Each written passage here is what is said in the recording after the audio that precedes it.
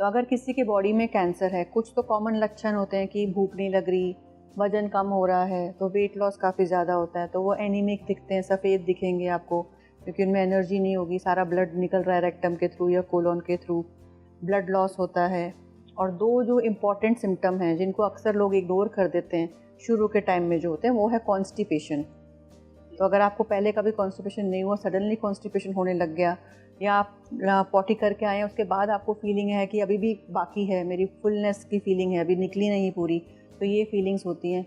और जो right side का कैंसर है वो डायरिया की तरह भी प्रेजेंट कर सकता है, तो लूज स्टूल्स हो जाते हैं, तो क्योंकि आपका कोलोन के अंदर अल्सरेशंस बन जाते हैं। तो ये इंपॉर्टेंट सिम्टम्स हैं इसके। जी, तो ये जो सिम्टम्स हैं ये हमें कब सिग्नल देते हैं कि अब डॉक्टर के पास जाना चाहिए? बिकॉज डायरिया होता है तो हम दवाई खा लेते हैं, या फिर हम पाइल समझ के देसी इलाज करने लग जाते हैं, वैद्य के पास जाते हैं, ऑल्टरनेट मेडिसिन ट्राई करते हैं, हर तरीके की कोशिश करते हैं। तो हमें अपने आप को कितना टाइम देना चाहिए ये सिम्टम्स आने के बाद? कोई भी सिम्टम हफ्ते से ज़्यादा अगर चलें तो हमें पूरी निगरानी रखनी चाहिए।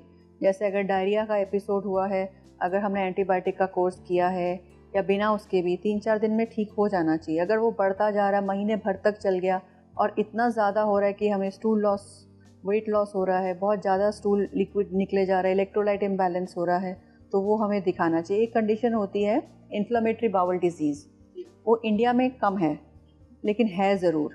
तो इनमें क्या होता है कि खाना पचता नहीं है, तो शुरू से इन पेशेंट्स को पता होता है कि हम इन्फ्लेमेटरी बाउल डिजीज़ के पेशेंट्स हैं, तो इनको डायरिया काफ़ी रहता है, नॉर्मल पाचन में भी काफ़ी तकलीफ़ होती है, इनको भी कैंसर होने का बहुत चांस रहता है। तो ऐसे पेशेंट्स को तो अपनी स्क्रीनिंग कराते रहना चाहिए। स्टूल में ब्लड तो नहीं निकल रहा, हर 2 साल वो जांच करनी चाहिए, और कोलोनोस्कोपी एक जांच होती है, हर 10 साल में वो जांच करानी ज़रूरी है। ये कोलोनोस्कोपी की जो आपने बात की, ये हर पेशेंट को 10 साल में करवानी चाहिए? अगर रिस्क ज़्यादा हो, हर पेशेंट को करा नहीं सकते, it is not such a comfortable thing to do. तो उसमें क्या करते हैं, वो एक पाइप आपको उल्टा लेटा के, एक पाइप जैसी चीज़ होती है, जैसे एंडोस्कोपी आपने सुना होगा, तो ऊपर की एंडोस्कोपी को जीआई एंडोस्कोपी कहते हैं, और जो लैट्रिन के रास्ते से एंडोस्कोपी करते हैं जिसमें से हम कोलोन देखने की कोशिश करते हैं, सिग्मोइड कोलोन, और आगे का थोड़ा सा और कोलोन दिख जाता है, तो उसको कोलोनोस्कोपी कहते हैं। तो जिनकी फैमिली में पॉलिप्स एक होता है जिसमें छोटी छोटी गांठें होती हैं इंटेस्टाइन के अंदर, तो वो फैमिली हिस्ट्री होती है। तो जिनको फैमिलियल पॉलिपोसिस की हिस्ट्री है तो वो जल्दी जल्दी कराएं कोलोनोस्कोपी, ताकि कैंसर मिस ना हो। अगर कैंसर हो वो फटाफट पिकअप हो जाए और उसका ट्रीटमेंट हो जाए, क्योंकि स्टेज अगर बढ़ते ही बहुत बुरी हालत हो जाती है, टाइम से पकड़ा जाए तो अच्छा रहता है।